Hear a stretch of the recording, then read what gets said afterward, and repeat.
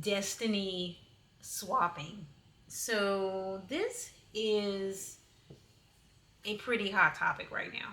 Everybody is talking about destiny swapping and how certain people can take your destiny if you let them get too close to you, if you befriend them, they could possibly take some aspects of you or whatever, physically, mentally, emotionally.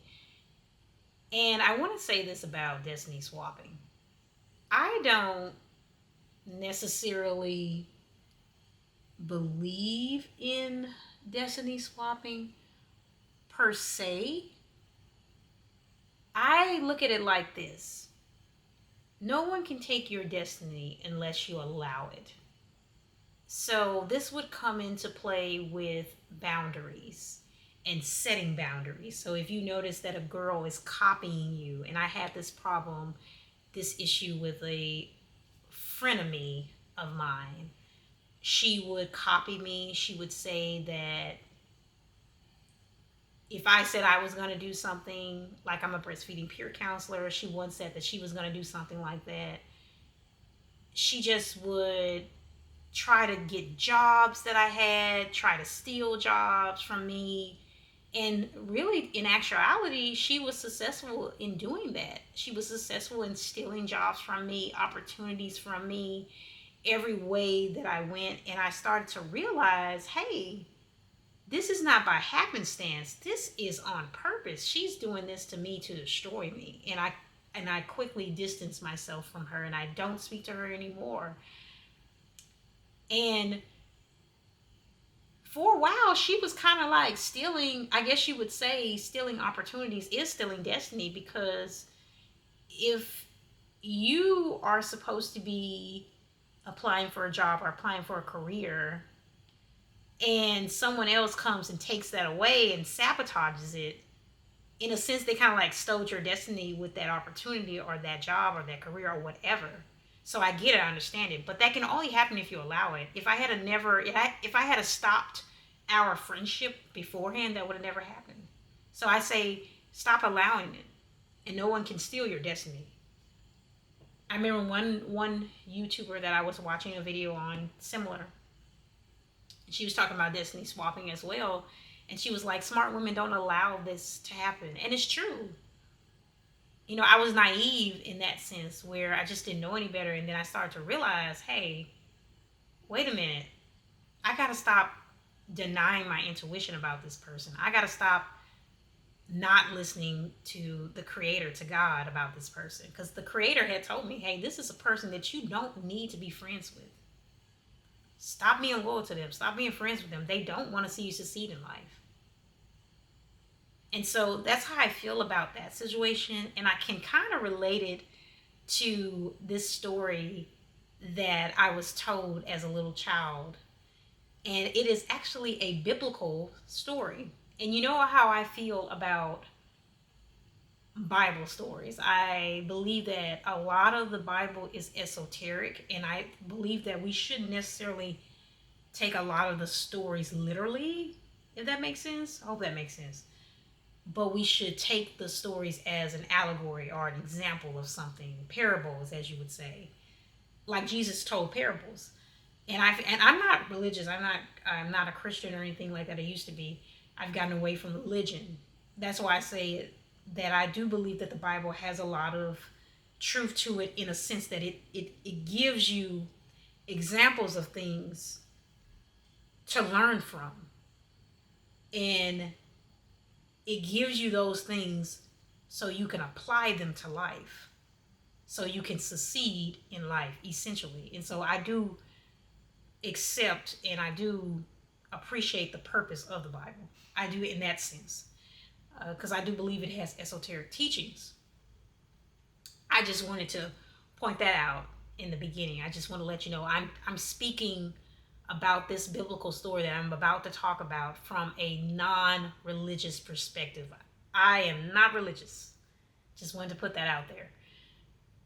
I speak from a spiritual perspective, spirituality. So the Bible story that I'm talking about is King Solomon and the two women. And I call it that. That's the name I give it because I've been told this story over and over again as a child. Because my mom, she loved the Bible. She considered herself a Christian. We didn't go to the church. We didn't go to church a lot growing up, but she my mom, she's like into that. So she was, especially at that time, she was really into like the Bible and Christ and all of that. Just because when she was younger and she was a child, my great grandmother, her which is her grandmother, would take her to church every Sunday. So she learned this a lot. And to me, this is like probably one of my favorite Bible stories. And I did not realize what this story meant until now. And I started thinking about it the other night. I think it was the night before last or last night. No, it was the night. I think it was the night before last. I was thinking about what this story really meant with these two women who had a baby. Both of them had a baby. And one woman had a beautiful child, a robust baby is what I call it. You know, I'm a doula. A beautiful, robust baby, a child that was so healthy and alive to the world. And then the other woman had a deceased child. Her child had died the night before, if from what I remember.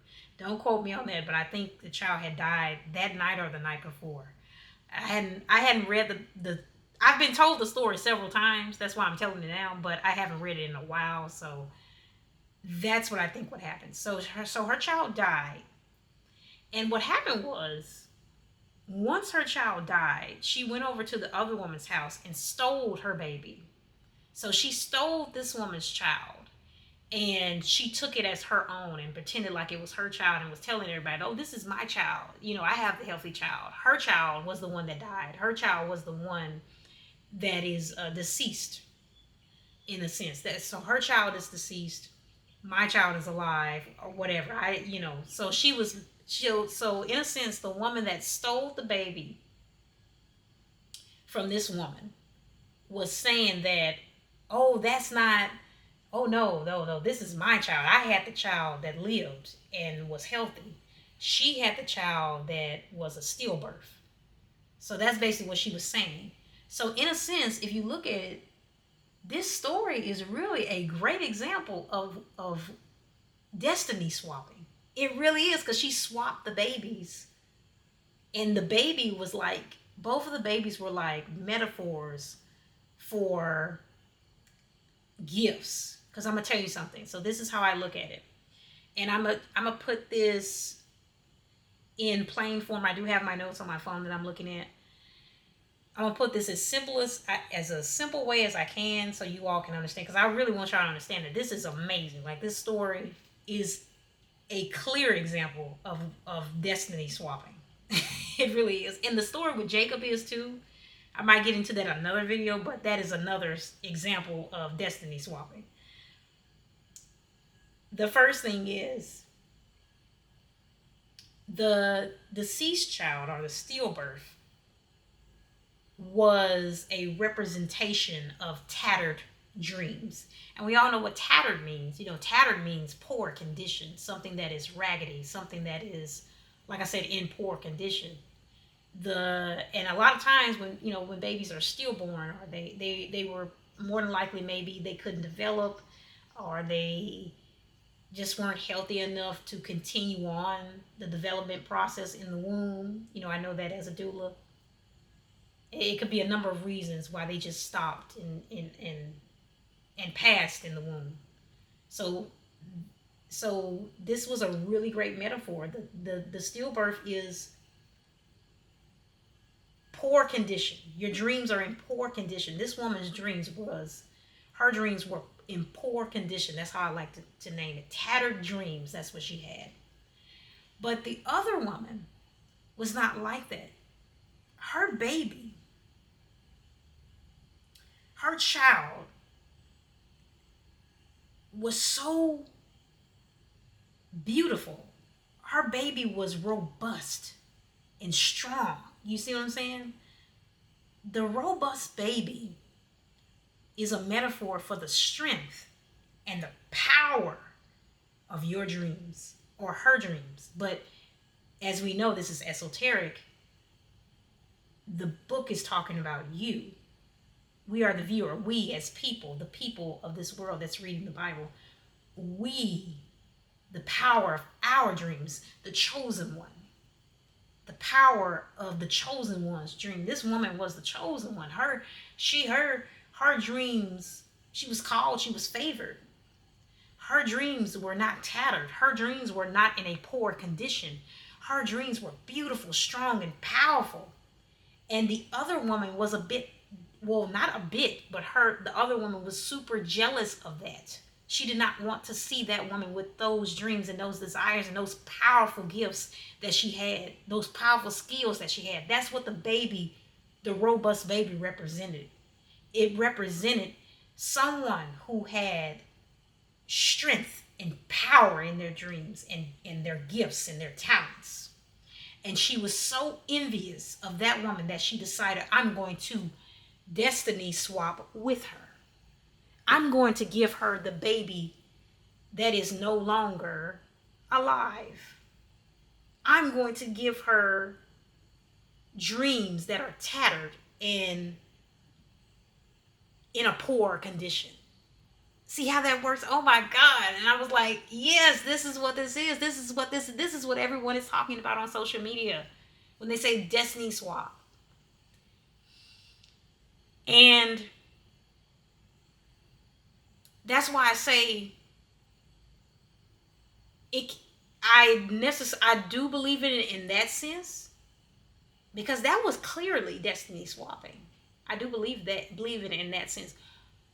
But at the same time, it can't necessarily happen if you're allowing it. So this woman, so just listen to me, just bear with me for a moment. I'm just going to explain. So this woman came, some kind of way they got, like I said, I hadn't read it in a while, the story. Some kind of way they got to King Solomon. And they were arguing over the baby because the woman was telling her, like she was letting her know she was not going to allow this to happen. The lady was telling her, this is not your child. You stole my child from me. You tried to steal my destiny. But I'm not finna let it happen. That's what the lady was telling her, really in actuality. So looking at that, it's a metaphor, it's an allegory, so you can learn about people who try to do this to you, copycats, jealous people, envious people who are jealous of your gifts and your power. She was letting that woman know. That's why I say you can't allow it, because if you allow it, they get away with it. They steal your destiny if you allow it to happen. You can't allow those things. Just like when we are with a man who is no good for us. And we know the man ain't no good. He don't do anything for us. He don't take care of the child or whatever, baby daddy, whatever. And we know he don't do anything for the child, but we stay with him. We know he doesn't do anything to support us, to provide for us, but we stay with the man. You're allowing him to abuse you. You are allowing him not to show up for you. You are allowing him not to provide for you. You are allowing him not to take care of his children while he's with you. You're allowing all of these things. You are allowing him to hit you in front of your children. You are allowing him to continue. You're allowing the I know some women don't take offense to that, because I know some women can't get out of abusive relationships. It's kind of scary. The man can be dangerous. But what I'm saying is, sometimes when a person hits you the first time or does something like that, leave. If you can leave safely, leave. If a person calls you out of your name, don't allow it. Don't allow them to call you a female dog, a bitch. That's not who you are. Learn what your name means. That's another video that's coming out. Learn what your name means. And once you learn what your name means, you will realize the power that you have in the beautiful light energy within you. Anyway, I said all that to say is, she was letting this woman know, I'm not going to allow you to take my dreams. You stole my child, my destiny, my gifts, my talents. That's what she was letting her know. I'm not going to allow you to do this. You know that's not your child. It don't belong to you. that baby does not belong to you and doesn't look like you. You know, so she was letting her know, look, they were fighting back and forth. And so King Solomon said, hey, stop all this. This cannot happen. This is confusion. This is craziness. So what he did was, being the wise man that he was, King Solomon in the Bible, his character was super wise. This is what they always say. Every pastor that I know, every church that I've gone to, they've always said that King Solomon was a wise man, and he was. And so this is what he did. Since they were fighting and arguing over the child, the alive child or the deceased child, and saying that, hey, this is my child, this blah, blah, blah, going back and forth, he told them, he said, okay, I know what to do to solve this problem. I am going to cut this child in half, and I'm going to give you a part of the child, and I'm going to give her a part of the child. And oh my God, when the woman, the real woman, the woman who had actually had the child that was alive, when she heard King Solomon say that, she was like, oh no, I cannot have that. I cannot have this happen. It's just, she was so moral. She had so many morals. She had morality about herself. She couldn't allow that. She was like, no, I'd rather see my child alive. I'll go ahead and make that sacrifice and give this to her, because I'd rather see my child alive. And so that's what she told King Solomon. No, give it to her. Let her have the child. It's hers now, because I want to see my child alive. And once that happened, King Solomon realized that the child, the woman that had done this, who had sacrificed so much in that moment, because she was giving her child away, even though she did not want to. The woman who had sacrificed so much was the true mother, and he knew it. And he was like, oh no, wait a minute. He looked at that other woman, he told that other woman, he said, wait a minute, this is not yours. This does not belong to you. This woman is the true chosen one. This woman is the true called one. This is the true woman. This woman is the one who is favored. This is the one who has all of these gifts and who has all of this talent. This is this woman who is strong and powerful. This belongs to her. And it's going to be returned to her after much delay. And that's what happened. It was returned to her. So, didn't I just say that in the beginning of this video?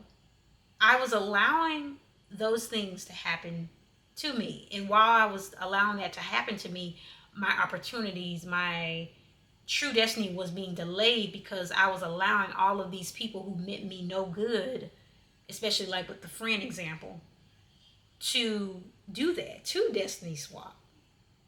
Until I woke up one day and said, oh my God, something has been delayed. Oh no, let me stop this. And once I realized that, once I looked into myself, and that's why I say we always have nothing, no one can truly take anything away from you. That's why I say I partially believe in this ideal of destiny swapping, because no one can truly take away what is meant for you. If it's meant for you, it will always return to you if it's yours. And that's what it did. My power, my beautiful light energy returned to me. My essence, all of that returned to me once I started to realize, hey, I need to get away from the people who don't support me. I need to get away from the people who are out to get me, who are plotting against me. I need to distance myself from some relatives. I need to distance myself from some unsupportive family, some unsupportive friends, frenemies. You see what I'm saying? And once I did that, once I learned how to set boundaries, everything got better, and everything was returned to me after much delay. You see that? That's what that story is talking about. And I think that's so amazing. That is so beautiful. And it gives me, I have so much more respect for the stories in the Bible now. I really do. Not to say I didn't have respect before. It's just that I had like a issue with like Christianity at first, and then like, just religion as a whole, because I feel like it doesn't bring us together. But I feel like now I look at it now as religion has a purpose, So I'm not against any religion. I feel like they all have a purpose in some way. And I feel like the Bible is an example of that. And I feel like if we apply these things to our lives can potentially get better. You see what I'm saying? So that's what I mean. I feel like that is just such a beautiful story now. I love that story even more now than what I did when I was a child, because I used to love that story along with the foolish and the wise girl story, which is one of my other favorite stories, because it's actually the wise and the foolish girls. That's a story that's actually speaking about preparation and why you should always be prepared. So it's esoteric too. It's letting you know, always be prepared for something. Always start getting things done. Be prepared. Because once you are prepared, and when that opportunity comes, you'll already be ready to take that opportunity. You see what I'm saying? So always be prepared. And that's what that's talking about. So that story and the wise and the foolish girls, those have always been my favorite stories. They really have. And I just, now it's like one of my favorite stories ever, because I just love it. And I love what that really means. So yeah, yeah. And I think I'm like the first one to talk about this. Like, I don't know if I'm like the first person on here to kind of like make that connection with destiny swapping and that story. Maybe I am. Tell me if I am. I don't know if I am not. But yeah, type in the comments below and tell me what you think about that. Like, do you think that that's what that story is talking about? Do you not think that's what that story is talking about? Do you believe in destiny swapping? Do you partially believe, like what I was saying earlier in the video? So tell me your thoughts. Tell me what you think, because I want to hear from you. I want to hear you all's thoughts, because you all essentially, help me, form a conversation around this topic. You know what I mean? So I really want to know what you all feel about destiny swapping. Do you believe that exists? Do you think that's what this story is talking about? And do you think that this is a great example of it? Because I do. I really do believe that this is what this is talking about. And I feel like I was divinely called to talk about this today. And I it's so funny, because every time that I wake up in the night, because I got this realization at about, I believe it was like 3 a.m. to 4 a.m. And that's the bewitching hour. So everything spiritual kind of like happens at that hour. And I woke up at that hour and I started thinking about the story and how it related to destiny swapping. Because I had the friend that I was talking about, I had been thinking about just how much abuse and how much jealousy I had received from that friend.